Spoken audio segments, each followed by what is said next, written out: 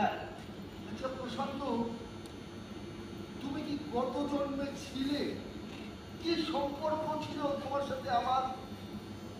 বারবার ফিরে আসে তোমার ছায়া, কেমন যেন উদ্ভ্রান্ত।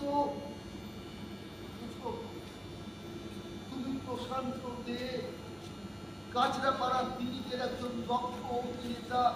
এই তো এই তো আমার সামনে বসে আছো রক্ত মাংসের শরীরে।